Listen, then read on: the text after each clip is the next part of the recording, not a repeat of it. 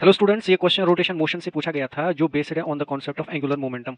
ये क्वेश्चन जे एडवांस 2020 में पूछा था। क्वेश्चन में हमारे पास गिवन थी एक रॉड जिसका मास m है और लेंथ l है, ठीक है ना। ये यहाँ पे हिंज्ड है एट दिस पॉइंट और हमें एक बुलेट गिवन है जो विद वेलोसिटी v आ रही है इस रॉड की तरफ और ये इस रॉड में घुसती है at a distance x from the hinged, ठीक है ना। अब जो ये सिस्टम है ना, ये घूमता है with angular speed omega. Question में हमारे पास पूछा था ओमेगा का वैल्यू, तो हमें पता है कि यहाँ पे जो एक्सटर्नल टॉर्क है वो जीरो है, देयरफॉर हम यहाँ पे एंगुलर मोमेंटम कंजर्वेशन लगा सकते हैं, दैट इज एल आई। जो इनिशियल मोमेंटम होगा वो फाइनल मोमेंटम के बराबर होगा एंगुलर मोमेंटम के। इनिशियल मोमेंटम किसका है? इस बुलेट का। अबाउट दिस पॉइंट अगर हम निकालेंगे वो कितना होगा?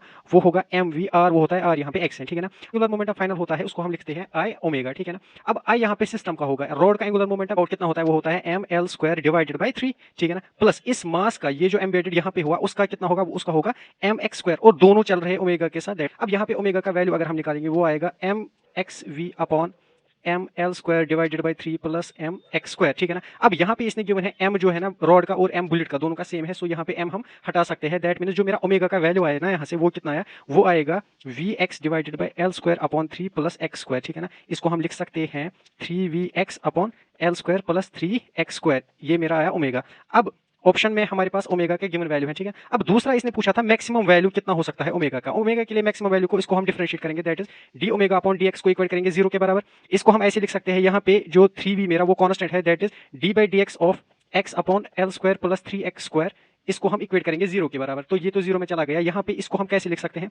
That is L square upon X plus 3x square divide by X 1 upon D by D X is equal to 0। और यहाँ से x और x चला गया, इसको मैं लिख सकता हूँ L square by X plus 3x to the power of -1, और इसको हम डिफरेंशिएट कर रहे हैं विद रेस्पेक्ट x, ठीक है ना। अब इसकी डिफरेंशिएशन क्या होगी? दैट्स पावर डाउन पावर -1, पहले पावर की डिफरेंशिएशन होगी x प्लस 3x -2। अब इसकी डिफरेंशिएशन क्या होगी? एल स्क्वायर तो ऐसे ही है, 1 अपॉन एक्स की differentiation -1 upon x square plus 3x की डिफरेंशिएशन 3 इज इक्वल टू 0। अब ये भी तो 0 में चला जाएगा, दैट मीन्स यहाँ से मैं अगर देखूँ L square upon x square किसके बराबर आया? 3, एंड यहाँ से मेरा x का वैल्यू आया कितना?